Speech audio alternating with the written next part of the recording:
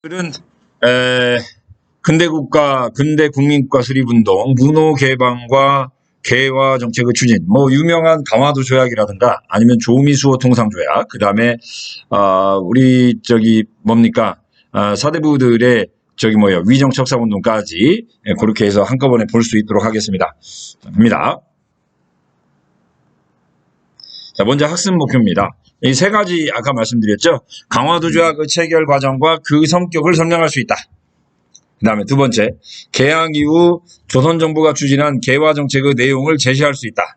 여기까지 가나요? 그 다음에 세 번째, 위정척사운동의 전개 과정과 특징을 설명할 수 있다. 원래 이 부분 좀 학습량이 많아요. 학습량이 많은데 쌤이 최소한 컴팩트하게 우리 친구들과 동영상을 통해서 소통할 수 있도록 하겠습니다. 먼저 이제 요 강화도 조약은 일본과 체결한 거고요. 요건 우리가 이제 미국과 체결하게 되는 조미수호 통상조약과 굉장히 비교가 많이 되죠. 조미수호 통상조약과 비교가 굉장히 많이 되는 내용이다. 그 다음에 또 정부가 초기 추진한 개화 정책 같은 경우 물론 의의도 있지만 나름대로 한계도 많았어요. 그래서 의의와 한계를 우리가 한번 살펴볼 수 있도록 하겠습니다. 그 다음에 이제 위정척사 운동은 이제 1860년대, 70년대, 80년대 서로 좀 내용이 다르거든요. 그 서로 다른 내용들까지 그리고 위정척사 운동이 갖고 있는 의미까지 통으로 한번 쭉 볼 수 있도록 할게요. 아마 시간이 좀 많이 걸릴지는 모르겠지만 그래도 뭐 교과서 단원이 한 단원으로 설정되어 있기 때문에 우리가 최대한 컴팩트하게 살펴볼 수 있도록 노력하겠습니다. 자, 개화파 형성, 초기 개화 사상가. 우리나라 이제 1860년대가 되면 1860년대 초기 개화 사상가들이 형성이 되는데 이 가운데 이제 가장 대표적인 사람이 누구냐면 박규수입니다. 박규수는 박제가의 손자예요. 박제가의 손자입니다. 어떻게 보면 할아버지가 뭐였기 때문에 북학파 실학자였기 때문에 그 영향을 좀 받았다고도 볼 수 있겠고요.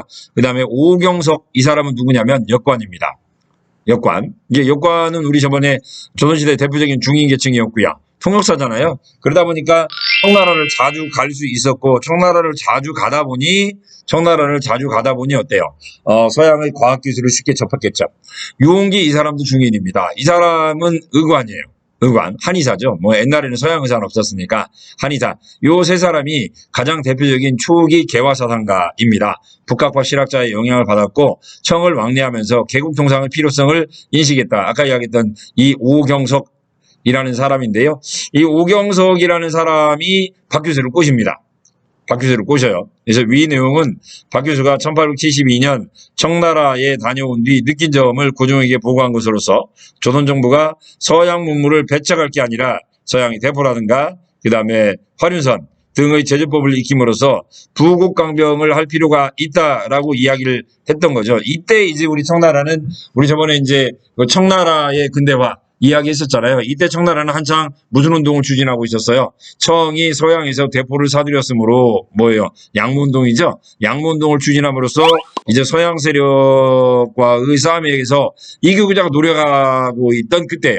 그때 이제 오경석이가 박규수가 청나라에 가서 배우고 느낀 것을 고종에게 보고한 거죠. 그 다음에 이제 아까 이야기했던 대로 박규수를 포섭한 게 이 오경석이라는 사람이에요. 역관입니다. 일찍부터 청나라에 다녔고 그러면서 청나라에 와 있었던 세계지리와 관련된 그런 책들을 이제 우리나라에 많이 소개를 하죠. 뭐 번역할 건 없었어요. 어차피 뭐 그 당시 청나라도 한자, 우리나라도 지식인들 같은 경우 한자를 사용하고 있었기 때문에 해국도지입니다. 청나라 위원이라는 사람이 쓴 세계 지리서로서 세계 각국의 지세, 산업, 인구, 정치, 종교 등을 수록하였는데 우리 조상들이 볼 때는 이 해국도지라든가 영환지략과 같은 책은 정말 서프라이즈한 내용이었죠. 왜 그러냐면 그 당시에 우리 조상들이 알고 있었던 세계의 국가는 어느 나라와 어느 나라예요. 중국과 일본이 세계의 거의 다였는데 아까 이야기한 대로 해국도지를 보니까 요게 이제 여기 있는 게 우리나라, 여기 있는 게 일본, 여기 있는 게 중국이에요. 그러고 보니 우리가 알고 있는 게 세계에 얼마밖에 안 되는 거예요. 10분의 9밖에 안 되는 거죠. 와우. 정말 세계는 넘고 나라는 굉장히 많다라는 걸 깨달았고요. 이들 나라 가운데서는 중국보다 힘이 센 나라가 굉장히 많다라는 걸 깨닫게 된 거죠. 그러면서 이제 중국 중심의 중화사상에서 벗어나는데 결정적 영향을 준 책이 이 해국도지와 영환지라는 책입니다. 아무튼 이 박규수, 오경석, 유홍규의 지도를 받아서 젊은 영반 자제들이 개화파로 이제 어때요? 발전하게 되는 거죠. 우리나라 이제 개화파 지식인의 가장 대표적인 사람 누구예요? 역시 김옥균이죠. 그 다음에 박영효. 이 사람들은 나중에 이제 급진개화파가 되겠고요. 김홍집. 이 사람은 조금 이제 개화 정책을 추진하긴 하는데 좀 온건 개화파에 해당되는 사람이지만 아무튼 뭐 초기에는 뭐 급진개화파나 온건 개화파 구분 없이 우리도 빨리 뭐를 해야 된다. 문호를 개방해서 서양 과학기술을 받아들이지 않으면 청나라 같이 우리가 어때요? 서양 세력에게 지배당할 수도 있다라는 그런 위기감을 느끼면서 이제 어때요? 개화정책 추진을 강력하게 주장하게 됐고요. 이들이 이제 강화도 조약 이후에 정부의 핵심 실무 관료로 이제 활동하게 됩니다. 자, 박 교수의 개국통상론 아까 한번 살펴보았고요. 그 다음에 강화도 조약입니다. 강화도 조약이 체결된 배경은 일단 흥선대원군이 실각을 합니다. 흥선대원군이 1873년에 실각을 해요. 흥선대원군이 맨 처음에 이제 권좌에 올라선 건 1863년이었죠. 1863년 고종이 왕이 되면서 흥선대원군이 권력을 장악했고요. 1873년이면 딱 몇 년 된 거예요? 10년 된 거죠? 10년 된 거였어요. 근데 우리 저번에 흥선대원군이 했던 그런 정책 가운데 경복궁 중건이라든가 아니면 서원 철폐 같은 경우에는 양반 살인들로부터 굉장히 많은 비난을 받았다고 그랬잖아요. 특히 양반들로부터 많은 비난을 받았던 게 바로 뭐냐면 서원 철폐예요. 이 서원 철폐를 했던 게 1871년이고요. 이때 이제 어때요? 많은 사람들이 흥선대원군에게 분노를 표했고 이 가운데 최익현이 쓴 상소 한 방에 흥선대원군이 실각을 하게 돼요. 그러면서 고종이 직접 정치를 하게 됩니다. 이게 이제 이때쯤 되면 고종이 12살이 왕이 됐으니까요. 1873년이 되면 고종 나이가 이제 몇 살이에요? 22살입니다. 이게 최익현이 쓴 거죠. 이제 왕의 나이가 20살이 넘었는데 언제까지 아버지가 정치를 할래? 흥선대원군이 할 말이 없거든요. 왜 그러냐면 고종이 20살이 넘었기 때문에. 그래서 이제 고종이 친정을 하게 되고 그러면서 대외 정책에 변화가 오게 됩니다. 아무래도 이제 고종은 흥선대원군 같이 외부 세력이 쳐들어왔을 때 끝까지 저항할 수 있는 원동력이 부족했겠죠. 그 다음에 고종의 뒤에는 누가 있었어요? 명성황후가 있었는데 일명 민비죠. 민비는 흥선대원군을 지극히 싫어했기 때문에 대외 정책도 이왕이면 시아버지가 했던 걸 따라하기보다는 시아버지하고는 정반대를 하는 그런 경향이 나타나게 되죠. 그래서 대외 정책이 서서히 변화를 하면서 흥선대원군 당시에 통상수교 거부 정책을 폈던 사람들이 이제 하나씩 실각을 합니다. 이때 일본입니다. 정한론 이후 일본에서 한국을 정복을 하자라고 하는 주장이 나온 건 1870년대 초반입니다. 1870년대 초반 정한론 이후에 서계 문제. 이 정한론은 우리 저번에 이제 일본 근대화하면서 잠깐 이야기를 했었는데 일본이 메이지 유신을 할 때 이제 어때요? 핵심 세력이 조슈와 사츠마 둘이라고 그랬어요. 둘이 손잡고 에도마코와 싸움에서 이겼는데 누가 이겨요? 아무튼 조슈와 사츠마가 싸움에서 이겼는데 나중에는 둘이 또 싸웠다고 그랬죠. 우리나라 마치 서인이 소론과 노론으로 갈라진 것처럼 일본에서도 에도마코와 싸웠던 조슈와 사츠마가 서로 갈라지게 되는데 이 싸움에서 누가 이겨요? 조슈가 이겨요. 그러자 이제 싸움에서 패한 사츠마가 이제 뭐예요? 사츠마가 권력을 장악하기 위해서 대외적인 강경 정책을 주장을 합니다. 그게 바로 이제 정한론이었고요. 이때 이제 정한론을 주장했던 친구가 바로 사츠마 본에 있었던 사이코 다카모리죠. 사이코죠. 사카모리가 정한론을 주장을 했다가 그게 안 되니까 반란을 일으켰어요. 그게 이제 서남전쟁인데 반란을 일으켰다가 패하면서 일본에서는 정한론이 잠잠합니다. 재밌는 건 이때 그 일본이 한국을 정복해버리자라고 주장할 때 이걸 주장했던 게 사이고 다카모리고요. 아니다. 아직까지 우리는 한국을 정복할 때가 아니다. 우리는 힘을 더 키워야 된다라고 주장했던 사람이 누구냐면 이토 히로부미예요. 이토 히로부미가 나중에는 우리나라 침략 원흉이 되지만 이 당시에는 우리나라를 침략하는 걸 도리어 말립니다. 아무튼 정한론 이후에 이제 그 서남전쟁 이후에 일본에서는 한국을 정복하자라는 주장이 약간 약해졌는데 서계 문제가 생겨요. 서계 문제. 이 서계 문제는 아까 이야기한 대로 1868년에 일본이 메이지 유신을 하죠. 이게 일본 정권이 바뀐 거예요. 그 이전에 일본은 막부 세력이었는데 이제 천황이 이제 집권자가 된 거죠. 그러니까 일본은 우리나라에게 그 사실을 알립니다. 뭐라고 하면서 알렸어요? 일본이 바뀌었다. 이제 천황이 직접 일본을 지배한다라고 하는 거 문서를 보내니 우리나라는 딱 보니까 뭐라고? 일본 왕이 뭐라고? 그 이전에는 우리가 일본 에도 막부의 그 쇼군을 우리가 뭐라고 불렀냐면 일본 군왕이라고 불렀어요. 일본 군왕. 일본 군왕. 국왕도 아니고 군왕이라고 불렀는데 갑자기 일본 왕이 천황이래요. 이 새끼들 미쳤네. 죄송해요. 이놈들 미쳤네. 왜? 우리가 이야기할 때 황제라는 단어에 황자를 쓸 수 있는 건 중국밖에 없거든요. 근데 이제 누가 이제 황자를 쓴 거예요? 일본이 황자를 쓴 거예요. 이렇게 되면 만약에 우리가 일본 천황이라는 이름으로 쓰여진 외교문서를 받아들이면 우리는 청나라의 신하이지만 또 일본에게도 신하국가가 돼야 돼요. 오케이? 이걸 받는다는 이야기는 우리가 일본의 신하국가라는 걸 의미하기 때문에 우리가 이 서계를 어때요? 천황이라는 명칭이 써 있는 외교문서를 접수를 거부합니다. 접수를 거부해요. 이걸 보고 그러면 또 일본 친구들이 볼 때는 이 접수를 거부했다는 이야기는 일본이 아니 조선이 누구를 무시하는 거예요? 일본 천황을 무시하는 것이 되죠. 그래서 일본이 또 난리가 나요. 아니 조선 아이들이 우리 천황 폐하를 무시했다 해가지고 이제 어때요? 안 되겠다. 이제 조선을 공격하자라고 하는 그런 상황이 펼쳐지게 됐고, 요게 이제 운요 사건. 운요 사건은 1875년에 있었고요. 운요 사건, 일본 군함 이름이 운요인데, 이 운요를 어디로 보내냐면 인천 영종도로 보내요. 영종도, 여러분들 영종도 가는 친구 많잖아요.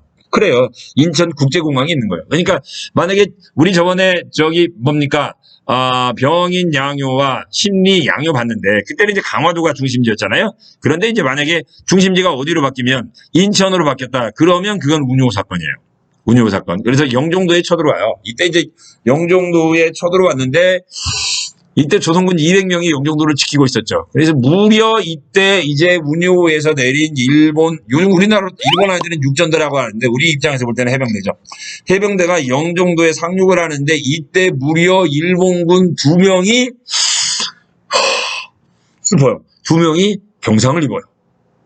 그런데 신기하게 이때 조선군은 한 명도 안 죽어요. 왜 한 명도 안 죽었을까요? 200명이 지키고 있었는데 한 명도 안 죽은 이유는 뭐냐면 다 도망가요. 이때 이제 그러니까 운요 사건이 일어날 때쯤 되면 더 이상 조선은 외사가 침략해 왔을 때 싸울 만한 능력도 없고 뭣도 없었다는 이야기예요. 의지도 없었다는 이야기예요. 그래서 일본이 강력하게 조선에 이제 문호 개방을 요구하게 되고 그래서 체결한 게 바로 뭐예요? 강화도 조약입니다. 조선이 외국과 맺은 최초의 근대 조약이지만 최초의 무슨 조약이다? 불평등 조약이다. 강화도 조약의 내용 여기 있죠? 1관, 4관, 7관, 10관 1876년 2월 이렇게 돼 있는데 요건 이제 요 뒤에 있는 표대기로 그냥 자세히 볼게요. 자, 주요 내용. 오른쪽에 있는 그림은 왼쪽에 있는 건 일본 아이들, 오른쪽에 있는 건 이제 우리 조선의 대신들인데요. 이때 이제 강화도죠. 일본 아이들이 운요라는 군함을 이끌고 와서 협박을 할 때 모든 사람들이 반대를 하는데 딱 한 명만 찬성을 해요. 누굴까요? 우의정이었던 박 교수입니다. 박 교수가 더 이상 안 된다. 우리가 이대로 가면 일본한테 침략을 당할 수밖에 없다. 우리는 일본과 싸움에서 이길 수가 없다. 일단 받아들이자. 이거 어디서 많이 들어본 이야기죠? 우리 어디였어요? 병자호란 때도 45일간 남한선생이 포위돼 있을 때 싸우자. 우리가 죽을래? 아니면 일단 항복할래? 일단 항복할래. 그랬었죠. 어디서 많이 들어본 이야기라고 그랬잖아요. 그래서 이제 박 교수의 강력한 주장을 받아들여서 조선이 이제 그 일본과 조약을 체결합니다. 강화도 조약이라고도 하고요. 조일, 수호, 조규라고도 표현합니다. 자, 1관. 조선을 자주국이라고 했어요. 그러면 일본이 정말 조선을 자주국이라고 봤느냐? 그건 아니고요. 자주국이라고 봤던 이유는 일본이 볼 때 조선은 청나라의 속국인 거예요. 삼전도 사건 이후 일본이 볼 때 조선은 청나라의 속국이기 때문에 청나라의 속국인 상태에서는 조선을 마음대로 요리할 수가 없겠죠. 그래서 청나라의 간섭을 배제하기 위해서 조선은 자주국이라고 했고요. 두 번째로 부산 이외의 두 항구를 개항하기로 해요. 이미 부산은 우리 임진왜란 이후에 1607년에 기위약조라는 걸 체결을 했었어요. 정전회담을 하면서 기후약조를 체결했고 그래서 임진왜란 이전에는 항구를 3군데 개항, 그 다음에 임진왜란 이후에는 이제 일본의 항구를 몇 군데, 부산 딱 한 군데만 열어뒀었는데 다시 3군데를 열게 됩니다. 부산을 포함한 2군데니까. 그래서 부산과 인천을 각각 1882년에 개항을 하게 되는 거고요. 원산은 어디? 러시아를 견제하기 위해서. 인천은 어디? 서울을 이제 인천은 굳이 사람으로 따지면 목적에 해당되는 곳이잖아요. 그래서 서울을 협박하고 그 다음에 또 어떻습니까? 정치적인 목적을 통해서 인천. 부산은 경제적인 목적. 얘는 원산은 군사적인 목적. 그래서 세 가지 목적을 가지고 이제 어때요? 개항을 시켰다라고 이야기를 하고요. 군사적, 정치적, 경제적. 그 다음에 해안 측량권, 주권 침해. 그 다음에 뭡니까? 영사재판권, 조선의 사법주권 침해. 그렇게 이야기를 하죠. 특히 영사재판권이라는 건 뭐냐면 아까 이제 몇 군데를 개항한다고 그랬어요. 세 군데를 개항한다고 그랬죠. 부산, 그 다음에 원산, 인천. 이곳에는 각각 뭘 설치해요? 이제 일본 영사관이 설치가 되는 거예요. 영사관이 설치가 되고요. 영사관이 있는 지역에서 일본인이 와가지고 조선인과의 사이에서 예를 들면 사건을 일으켜요. 그러면 아무리 영사관이 있다 손치더라도 그 땅은 우리나라 땅이니까 원래는 우리나라 법으로 재판을 받아야 하잖아요. 그러면 이제 어때요? 부산이면 부산 동네예요. 예를 들면 그럼 동네 부사가 재판을 해야 돼요. 이 당시에는 우리나라는 지방 수령이 사법권을 가지고 있었기 때문에 그래서 이제 동네 부사가 재판을 해야 되지만 이곳은 영사관이 있기 때문에 일본 동네 부사가 우리나라 법으로 재판하는 게 아니라 일본 영사가 일본 법으로 재판을 하게 돼요. 일본법으로. 그래서 이 영사재판권을 우리가 뭐라고 불러요? 치외법권이라고 하는 거죠. 우리나라 법이 아니라 일본법으로 누가 재판하니까 일본인이 재판을 하니까 그래서 이제 일본법으로 재판을 했어요. 너 조선인 한국 번역선을 때렸다고? 그래? 너 그러면 징역 10개월 이게 딱 때린 거예요. 근데 감옥을 어디로 보내야 돼요? 일본 감옥으로 보내야죠. 이게 징역 10개월 때리고 일본으로 보내고 일본에서 이제 어때요? 석방시켜주면 되는 거죠. 이러기 때문에 우리나라 사법권이 지배를 받았다라고 이야기를 하는 거예요. 영사재판권 이꼬르 치외법권하고 같은 말이에요. 영사재판권 이꼬르 치외법권 꼭 그거 정리하시고요. 자, 그런데 일본과의 조약에는 무슨 단어가 없었다는 이야기예요. 최애국 대우는 없었어요. 자, 영사재판권은 있었지만 최애국 대우는 없었다. 최애국 대우는 이제 미국과의 조약에서 나타나게 됩니다. 최애국 대우는 우리가 이제 저번에 뭐 청나라가 뭐예요? 서양 여러 나라와 문호를 개방하는 과정을 설명하면서 한번 말씀드렸었어요. 근데 실제로 일본의 침략이 이제 노골적으로 나타난 것은 강화도 조약이 아니라 이거 이제 후속조약이에요. 여기 보니까 1월이라고 돼 있는데 실제로는 4월입니다. 1876년 4월에 조일수호 조기부록과 무역규칙, 흔히 통상장정이라고 그래요. 이 두 가지를 통해서 경제 침략을 본격화하기 시작하는데 조일수호 조기부록은 내용이 뭐냐면 일본인 거류지. 아까 이제 개항장에는 영사관이 설치됐다고 그랬죠? 그래서 영사관이 있는 지역 안에서 심리. 영사관을 둘러싼 사방 심리. 요즘으로 따지면 3km 돼요. 이 지역에는 일본인들이 거주할 수 있는 지역이 만들어져요. 그 다음에 이 안에서는 일본 화폐를 사용할 수 있게 돼요. 일본 화폐를 사용할 수 있게 되면서 이곳에서는 일본 아이들이 마음대로 상업활동, 아까 이야기했잖아요. 영사재판권이 있기 때문에 이곳에서는 일본 아이들이 우리나라 법의 적용을 받지 않았어요. 그죠? 이게 마음대로 사기를 쳐도 되고, 그 다음에 일본 화폐를 사용하면서 우리 조선 사람들은 일본 화폐에 대한 환율 개념이 없잖아요. 환율 개념이 없기 때문에 얼마든지 조선인들을 사기쳐도 됐다라는 이야기죠. 두 가지. 거류지 심리, 그 다음에 화폐 사용. 그 다음에 요 지역에서 거류지에서는 일본이 쌀과 잡곡을 무제한대로 가져갈 수 있게 돼요. 특히 이제 일본은 상대적으로 우리나라에 비해서 어때요? 쌀값이 쌉니다. 쌀값이 비싸요. 그러니까 일본이 우리나라에 비해서 쌀값이 한 3배 정도가 비쌌다고 보시면 돼요. 이 당시에. 쌀이 조금 귀했기 때문에. 그러니까 우리나라에 진출했던 일본 상인들은 쌀만 가져가기만 하면 일본에 가면 뭐 쌀돈이 아니라 떼돈을 버는 거죠. 떼돈을 버는 거예요. 그러니까 뭐 일본인들 노돈없이도 우리나라 와서 뭘 가져갔던 거예요. 쌀을 가져갔던 거죠. 그러니까 근데 이제 문제는 우리나라 사람도 쌀 먹기에 부족한데 일본인들이 와서 쌀을 가져갔기 때문에 뭐 우리나라의 식량 부족 현상은 훨씬 더 심해졌겠죠. 오케이? 그게 이제 나중에 뭐의 원인이 돼요? 이모군란의 원인이 되기도 합니다. 자, 그 다음에 일본이 우리나라의 물건을 팔아먹을 때 어때요? 무관세요. 관세가 없어요. 관세가 없다 보니 국내 산업 기반이 어떻게 돼요? 철저하게 파괴됩니다. 특히 이제 이때 파괴되었던 국내 산업 기반 가운데 으뜸이 뭐냐면 면직물 산업이에요.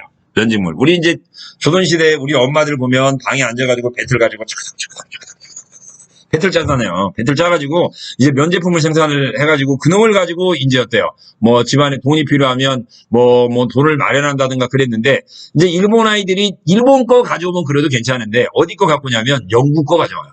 영국 거 가져와서 우리나라에 와서 10배를 비싸게 팔아먹는 거예요. 10배를 비싸게 팔아먹어요. 그러다 보니 우리나라 국내 산업이 파괴가 된 거죠. 원래는 외국 물건이 싸게 들어오면 우리나라 산업을 보호하기 위해서는 뭘 매겨야 돼요? 관세를 부과해서 외국 물건 가격을 어때요? 높게 만들어야 되거든요. 근데 관세를 부과할 수가 없었어요. 그러다 보니 이제 속수무책으로 우리나라 산업 기반이 무너졌다. 이 두 가지가 더 중요합니다. 고등학교에서는 조일 수호 조교부록과 조일 무역규칙. 봤고요.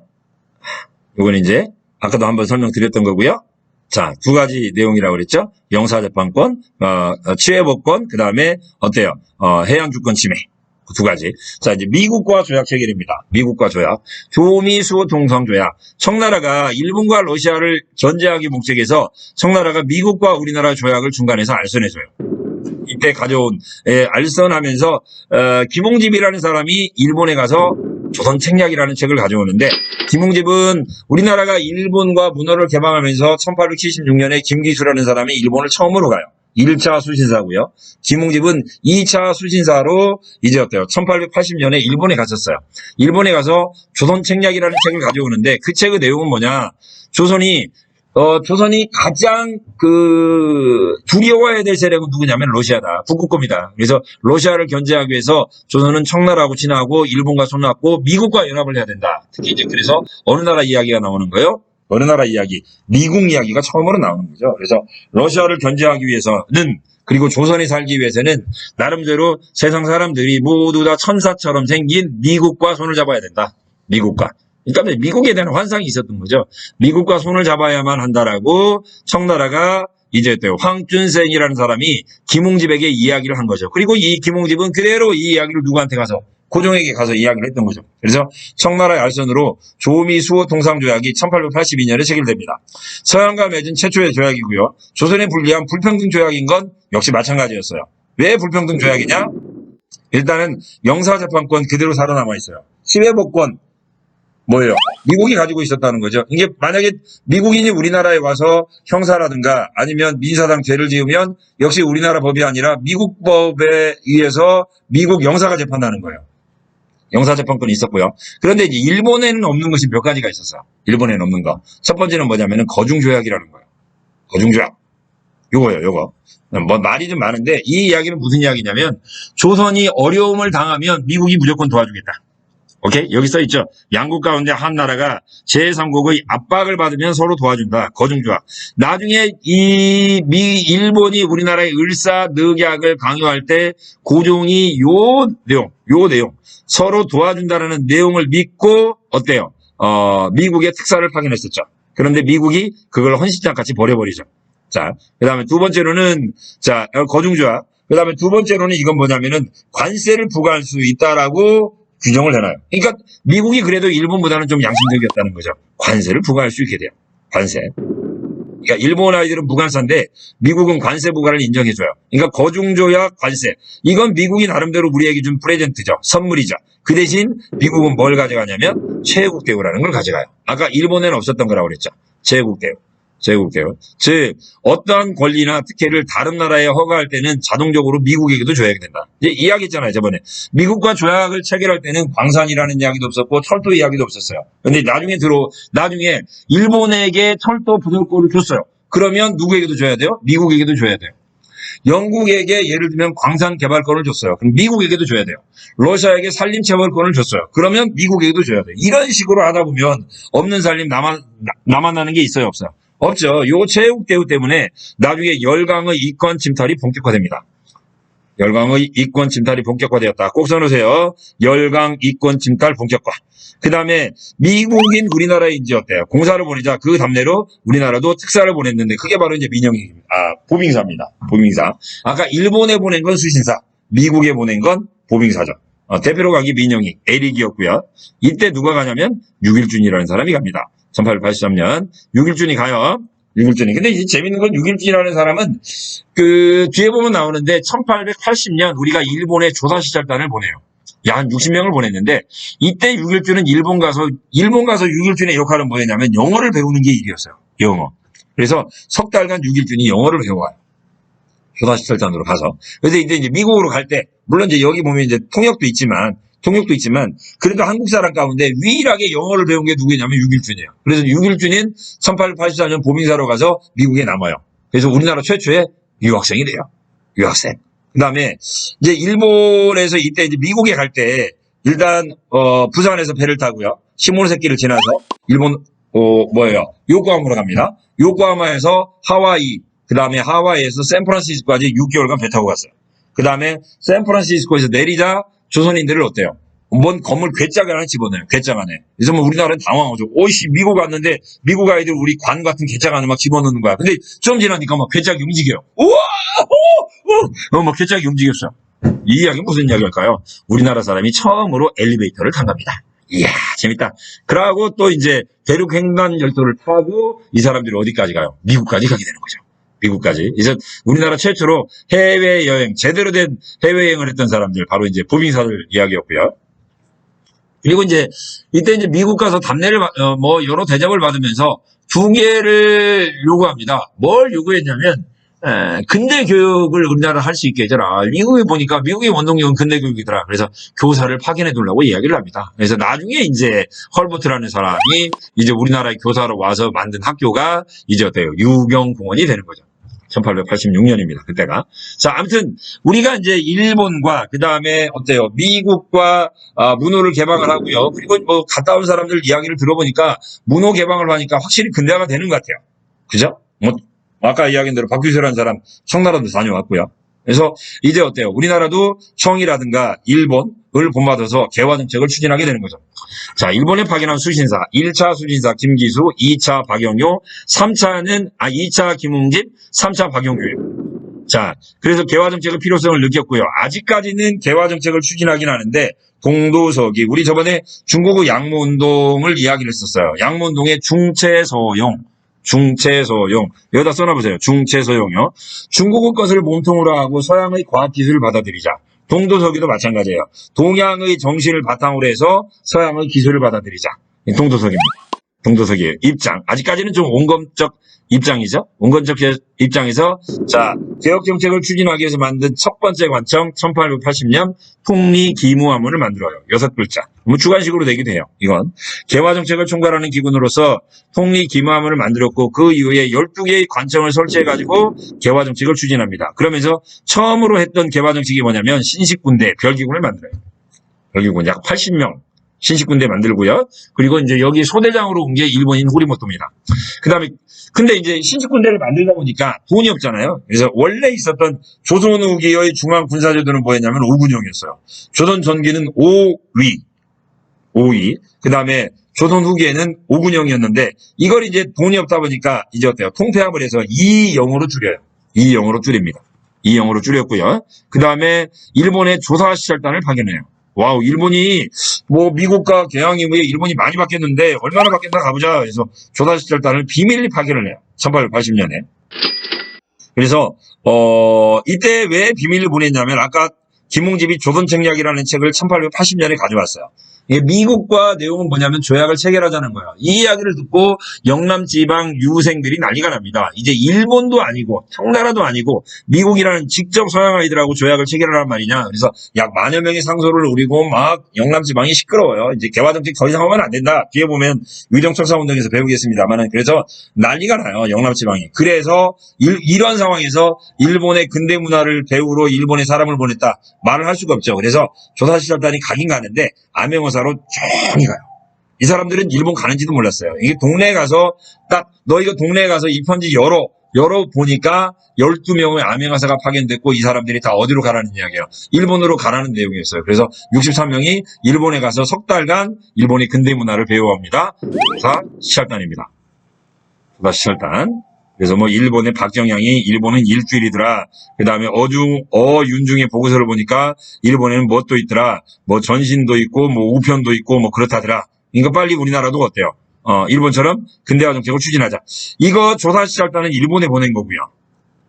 일본에. 수신사는 전부 고위 관리가 간 거고요. 조사시설단은 그냥 실무단이 간 거예요. 근데 숫자가 훨씬 많은 거죠.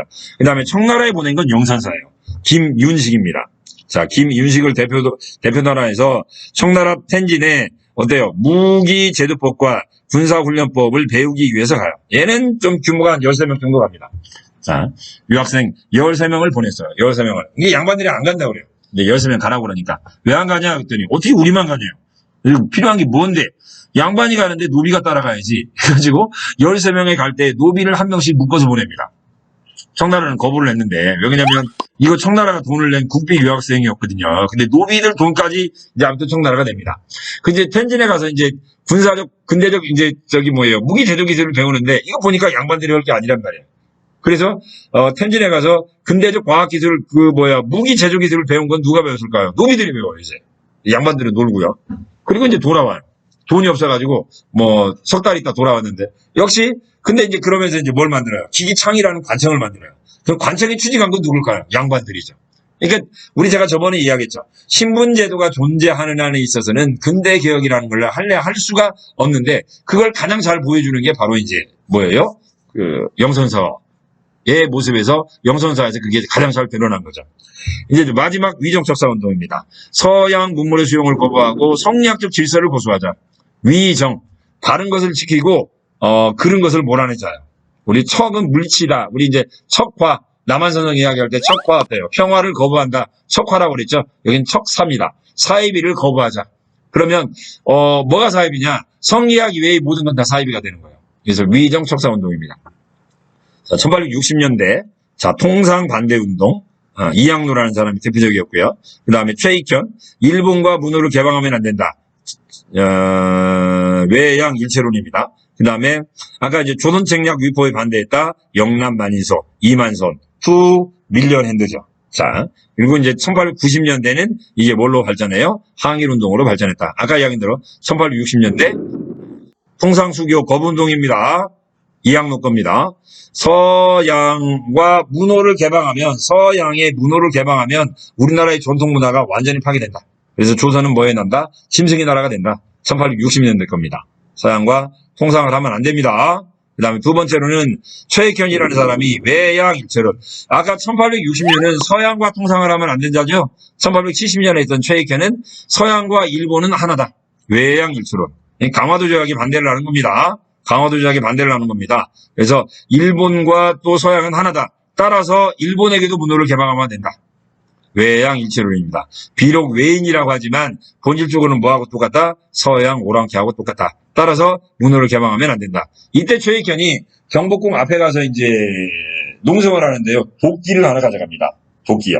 도끼를 딱 머리맡에 놓고 왕에게 절을 하면서 이제 어때요? 농성을 했던 거죠. 상소를 올린 거죠. 그래서 지부복궐 척화이소라고 합니다. 지부복궐 척화이소. 다른 말로 표현하면 일본과 문호를 개방하려면 먼저 이 도끼로 내 머리를 쳐라.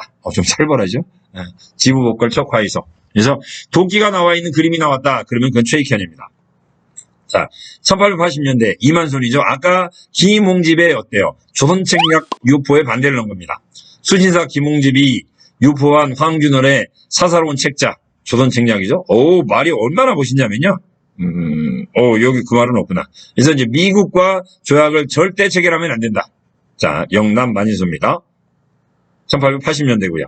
그러고 의는 반외세 반침략이다. 근데 그리고 이게 1890년대 을미의병으로 연결이 되죠. 을미의병이요. 자, 한계는 뭐예요? 의미는 나름대로 반외세 반침략. 의미는 있었지만 한계는 어때요? 양반 중심의 성리학적 질서를 그대로 유지하려고 했다. 즉 신분제도 그대로 유지하려고 했고 그 다음에 지주제도도 그대로 유지하려고 했다. 이건 뭐 반외세 반침략이라고 하지만 실제적으로는 그들의 기득권을 지키기 위한 것에 불과했기 때문에 뭐 그닥 큰 의의는 찾기는 어렵겠죠. 자, 좀 양이 많았는데 선생님이 무리해서 1시간에 다 끝냈습니다. 네, 감사합니다. 수고하셨어요.